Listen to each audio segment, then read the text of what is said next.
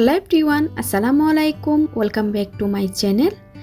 আজকের এপিসোডে আপনাদের সাথে শেয়ার করব খুবই মজাদার চকলেট কেকের রেসিপি। আর আজকের এই এপিসোডে থাকছে কেক বেস, কেক ডেকোরেশন আর এই ফ্লাওয়ারগুলো কিভাবে পারফেক্টভাবে তৈরি করবেন। আশা করি আমার আজকের রেসিপিটা আপনাদের ভালো লাগবে। ভালো লাগলে প্লিজ সাবস্ক্রাইব করার জন্য অনুরোধ রইল। চলুন তাহলে রেসিপিটি দেখে নেওয়া যাক। প্রথমে আমি কেকের বেসটা তৈরি করে নিব। তার জন্য রুমের স্বাভাবিক তাপমাত্রায় 2টা ডিমের সাদা অংশ নিয়ে নিয়েছি আর হাফ কাপ পরিমাণ চিনি নিয়ে নিয়েছি। চিনিটা আমি একবারে না দিয়ে 2 থেকে 3 বার করে দিব। অল্প পরিমাণ চিনি দিয়ে 2 থেকে 3 মিনিট বিট করে নিচ্ছি মিডিয়াম স্পিডে। আর আজকের এই কেক বেসে কিন্তু আমি কোনো ধরনের ভিনিগার ব্যবহার করব না। আপনারা চাইলে হাফ চা চামচ পরিমাণ ভিনিগার দিয়ে দিতে পারেন। এবার বাকি চিনিটা দিয়ে আবারও বিট করে নিব 2 থেকে 3 মিনিট বা চিনির দানাটা সম্পূর্ণ গলে যাওয়া পর্যন্ত বিট করতে থাকবো। আর শুরু থেকে শেষ পর্যন্ত বিটারের স্পিড থাকবে মিডিয়াম। আমার চ্যানেলে কিন্তু অনেক ধরনের কেকের রেসিপি আছে, আপনারা চাইলে সেখান থেকে আপনাদের পছন্দ অনুযায়ী যে কোনো কেকের রেসিপি দেখে নিতে পারেন। আর আমার রেসিপিগুলো যদি আপনাদের ভালো লেগে থাকে প্লিজ সাবস্ক্রাইব করার জন্য অনুরোধ রইল। আপনাদের সাথে কথা বলতে বলতে ডিমের ফর্মটা হয়ে গেছে। এই পর্যায়ে আমি ডিমের কুসুমটা দিয়ে দিলাম। আরও দিয়ে দিলাম 2 টেবিল চামচ রান্নার রেগুলার তেল, হাফ চা চামচ পরিমাণ ভ্যানিলা এসেন্স দিয়ে দিচ্ছি। আপনারা চাইলে চকলেট ইমালশন বা এসেন্স দিয়ে দিতে পারেন। আবারও বিট করে নিচ্ছি 10 থেকে 15 সেকেন্ড পর্যন্ত। সব কিছু একত্রে ভালোভাবে মিশিয়ে গেলে আমি বিটারটা সরিয়ে নিব। এবার আমি শুকনো উপকরণগুলো দিয়ে দিব। তার জন্য নিয়ে নিলাম একটা ছাঁকনি। এবার ছাঁকনিতে দিয়ে দিলাম হাফ কাপ পরিমাণ ময়দা, আরও দিয়ে দিলাম 1 টেবিল চামচ পরিমাণ কোকো পাউডার। আপনারা কিন্তু কোকো পাউডারটা ভালো ব্র্যান্ডের নেবেন। 1/8 টিস্পুন পরিমাণ লবণ দিয়ে দিলাম, হাফ চা চামচ পরিমাণ বেকিং পাউডার দিয়ে এবার শুকনো উপকরণগুলো খুব ভালোভাবে ছেলে নিচ্ছি। অল্প পরিমাণ শুকনো উপকরণ দিয়ে আমি একটা বিটারের কাটার সাহায্যে সব কিছু একটু আলতো হাতে মিশিয়ে নিচ্ছি। এই পর্যায়ে কিন্তু তাড়াহুড়া করে মিশাতে যাবেন না, এতে করে ডিমের ফোমটা তাড়াতাড়ি বসে যাবে। সব কিছু একত্রে ভালোভাবে মিশে যাওয়ার পর দ্বিতীয় ধাপে শুকনো উপকরণগুলো দিয়ে দিলাম। আবারও আমি শুকনো উপকরণটা বিটারের কাটার সাহায্যে আলতো হাতে ফোল্ড করে করে মিশিয়ে নিচ্ছি। আপনারা চাইলে এই কাজটা একটা হ্যান্ড হুইক্সের সাহায্যে বা স্প্যাচুলার সাহায্যে মিশিয়ে নিতে পারেন, কিন্তু খুব আলতো হাতে মিশাতে হবে যেন এই ফোমটা বসে না যায়। শুকনো উপকরণটা খুব ভালোভাবে মিশে গেছে। এই পর্যায়ে আমি একটা স্প্যাচুলার সাহায্যে আবারও একটু মিশিয়ে নিচ্ছি। আর এই চকলেট স্পঞ্জ কেকে কিন্তু অবশ্যই খুব ভালো ব্র্যান্ডের কোকো পাউডারটা ব্যবহার করবেন। এবার একটা 7 ইঞ্চ মোল্ডে আমি সম্পূর্ণ ব্যাটারটা ঢেলে নিব।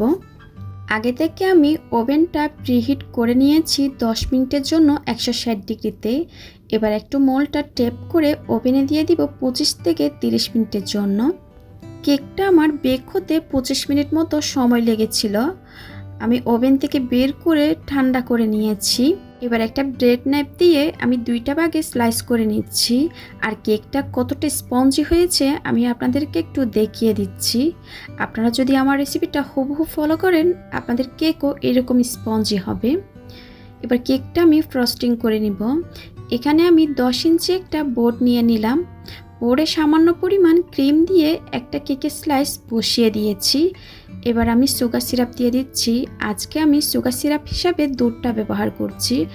এখানে আমি হাফ কাপ দুধের সাথে 3 টেবিল চামচ চিনি মিশিয়ে সুগার সিরাপটা তৈরি করে নিয়েছি। এবার দিয়ে দিলাম চকলেট গানাশ, তারপর দিয়ে দিচ্ছি ক্রিম। আমি একটা প্যালেট নাইফের সাহায্যে ক্রিমটা চারিদিকে ছড়িয়ে দিচ্ছি। আর ক্রিমটা আপনারা আপনাদের পছন্দ অনুযায়ী কম বেশি করে নিতে পারেন। আর এই চকলেট গানাশের রেসিপিটা যদি আপনারা দেখতে চান আমার ইউটিউব চ্যানেলে অলরেডি দেওয়া আছে, আপনারা চাইলে ওইখান থেকে দেখে নিতে পারেন। ক্রিমটা খুব ভালোভাবে চারিদিকে দিয়ে দেওয়ার পর এবার আমি আবারও দিয়ে দিব চকলেট গানাশ। এভাবে করে যদি আপনারা প্রতিটা লেয়ারে চকলেট গানাশটা দেন কেকটা খেতে কিন্তু অসাধারণ হয়। আর এই চকলেটের গানাশটা আপনারা কম বেশি করে নিতে পারেন। এবার একটু প্যালেট নাইফ দিয়ে আমি চারিদিকে ছড়িয়ে দিব। চারিদিকে ছড়িয়ে দেওয়ার পর এবার আমি দ্বিতীয় লেয়ারটা বসিয়ে দিব। কেকটা একটু চেপে দেব যাতে করে নড়াচড়া না করে। আবারও আমি সুগার সিরাপটা দিয়ে দিচ্ছি। স্পঞ্জ কেকে কিন্তু অবশ্যই সুগার সিরাপটা ব্যবহার করতে পারবেন। আপনারা চাইলে দুধের পরিবর্তে পানিও ব্যবহার করতে পারবেন। এবার আমি কিছু চকলেট গানাশ দিয়ে কেকটাকে খুব ভালোভাবে ক্রাম কোটিং করে নিব। আমি কিন্তু প্রত্যেকটা কেক ক্রাম কোটিং করে কেকটা সেট হওয়ার জন্য আধা ঘন্টার জন্য ফ্রিজে রেখে দিই। আপনারা চাইলে একেবারে ক্রিমটা দিয়ে ডেকোরেশন করে রেখে দিতে পারেন। এভাবে করলে কি আপনারা পরবর্তী যখন ক্রিমটা দিবেন কেকটা স্মুথ একটা ফিনিশিং আসবে। পরবর্তী যখন ক্রিম দিবেন ক্রামগুলো উঠে আসবে না। এবার কেকটাকে আমি ফ্রিজে রেখে দিব আধা ঘন্টার জন্য। আধা ঘন্টা পর ফ্রিজ থেকে আবারও কেকটা বের করে নিয়েছি। আবারও আমি খুব ভালোভাবে ক্রিম দিয়ে দিব। সাইডের অংশে খুব ভালোভাবে ক্রিমটা দিয়ে দিব। সাইডের অংশে ক্রিমটা দিয়ে দেওয়ার পর আমি উপরেও ক্রিম দিয়ে দিব। এই পর্যায়ে কিন্তু খুব মোটা করে ক্রিমটা দিয়ে দিতে হবে। যারা আমার চ্যানেলে নতুন এসেছেন প্লিজ সাবস্ক্রাইব করার জন্য অনুরোধ রইল। সাথে থাকা বেল আইকনটি ক্লিক করবেন। এতে করে আমি কোনো রেসিপি আপলোড করলে আপনারা সাথে সাথে নোটিফিকেশন পেয়ে সবার আগে রেসিপিটি দেখতে পারেন। এবার কেকটাকে আমি একটা স্ক্রাপারের সাহায্যে স্মুথ একটা ফিনিশিং দিয়ে দিব। স্ক্রাপারটা কিভাবে ধরবেন আমি একটু দেখিয়ে দিয়েছি। এটা কিন্তু সোজাসুজি ধরলে ক্রিমটা উঠে আসবে, একটু কাট করে ধরলে ফিনিশিংটা খুব সুন্দর আসবে। সাইডে স্মুথ একটা ফিনিশিং হয়ে আসলে এবার একটা প্যালেট ন্যাপ দিয়ে উপরেও আমি স্মুথ করে নিব। স্মুথ করে নেওয়ার পর আমি 1 ঘন্টার জন্য কেকটা ফ্রিজে রেখে দিয়েছিলাম। 1 ঘন্টা পর কেকটা ফ্রিজ থেকে বের করে এবার উপরে আমি চকলেট গানাশ দিয়ে দিচ্ছি। কেকটা কিন্তু অবশ্যই ঠান্ডা হতে হবে আর চকলেট গানাশটাও ঠান্ডা হতে হবে। এখানে আমি চকলেট গানাশটা করেছিলাম 80 গ্রাম চকলেট নিয়েছি আর 40 গ্রাম হুইপিং ক্রিম নিয়ে মেল্ট করে নিয়েছিলাম ওভেনে দিয়ে। এবার একটা প্যালেট ন্যাপ দিয়ে আমি চারিদিকে চকলেট গানাশটা ছড়িয়ে দিব। আর চকলেট গানাশটা কিন্তু মেল্ট করার পর পুরোপুরি ঠান্ডা করে কেকের উপর ডালবেন। আর কেকটা কিন্তু অবশ্যই ঠান্ডা হতে হবে। এবার ফ্রিজে রেখে দিব আবারও চকলেট গানাশটা সেট হওয়ার জন্য। ততক্ষণে আমি ফুলগুলা তৈরি করে নিব। আর এই গোলাপ ফুলগুলা কিভাবে তৈরি করতে হয় আমি আপনাদেরকে একটু দেখিয়ে দিচ্ছি। এই নজেলটা হচ্ছে 123 নাম্বার একটা নজেল।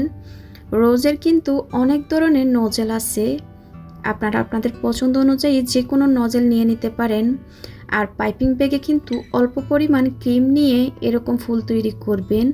এরকম ফ্লাওয়ার তৈরি করতে কিন্তু পাইপিং ব্যাগে অল্প পরিমাণ ক্রিম নেবেন। এতে করে ক্রিমটা খুব সেট থাকবে।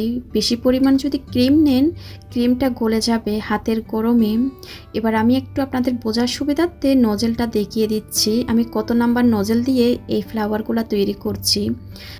একটা ফুল হয়ে গেলে ওইটা রেখে দিয়ে আমি আপনাদের বোঝার সুবিধার্থে আরেকটা ফুল আমি তৈরি করে দেখাচ্ছি।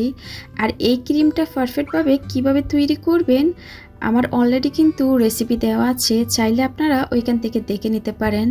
আপনাদের বোঝার সুবিধার্থে আমি ডেসক্রিপশন বক্সে লিঙ্ক দিয়ে দিব, চাইলে ওইখান থেকেও দেখে নিতে পারেন। অনেকে জিজ্ঞেস করবেন তাই বলে দেওয়া হয়েছে। আর ফ্লাওয়ারটা কত বড় করবেন ওইটা আপনাদের উপর ডিপেন্ড করে। আপনারা আপনাদের পছন্দ অনুযায়ী বড় ছোট করে নিতে পারেন। আমার যেরকম দরকার আমি ওই রকমই করে নিচ্ছি। আমার ফ্লাওয়ারটা কিন্তু হয়ে গেছে, দেখুন কতটা পারফেক্টভাবে হয়েছে। এবার ফ্লাওয়ারটা তুলে আমি একটা সাইডে রেখে দিচ্ছি। আমি আরেকটা ফ্লাওয়ার দেখিয়ে দিচ্ছি। এটা কিন্তু ছোট করে আমি ফ্লাওয়ারটা তৈরি করব। আমি কিন্তু 3টা ফ্লাওয়ার 3ভাবে করে দেখাচ্ছি আপনাদেরকে বোঝার সুবিধার্থে। এই ফ্লাওয়ারটা হয়ে গেছে, আমি কিন্তু এটা ছোট করে করেছি। এবার কেকটাকে আমি ফ্রিজ থেকে বের করে আমি ফ্লাওয়ারগুলো বসিয়ে দিব। কেকের ডিজাইনটা কিন্তু আপনারা আপনাদের পছন্দ অনুযায়ী করে নিতে পারেন। কাস্টমারে আমাকে কোনো ধরনের ডিজাইন দেয় নাই, আমার মতো করে দিতে বলেছিল, এজন্য আমি আমার মতো করে ডিজাইনটা করে দিচ্ছি। এবার কিছু পাতা দিয়ে দিব কেকটা যেন দেখতে আরও বেশি সুন্দর লাগে। কেকের সাইডে কিছু সুগার বল দিয়ে আমি কেক ডেকোরেশনটা কমপ্লিট করেছি। আশা করি আমার আজকের এই রেসিপিটা আপনাদের ভালো লেগেছে, আপনাদের কিছুটা হলেও কাজে আসবে। আজকের মতো বিদায় নিচ্ছি, সবাই খুব ভালো থাকবেন, সবাই সবার জন্য দোয়া করবেন। আল্লাহ হাফেজ।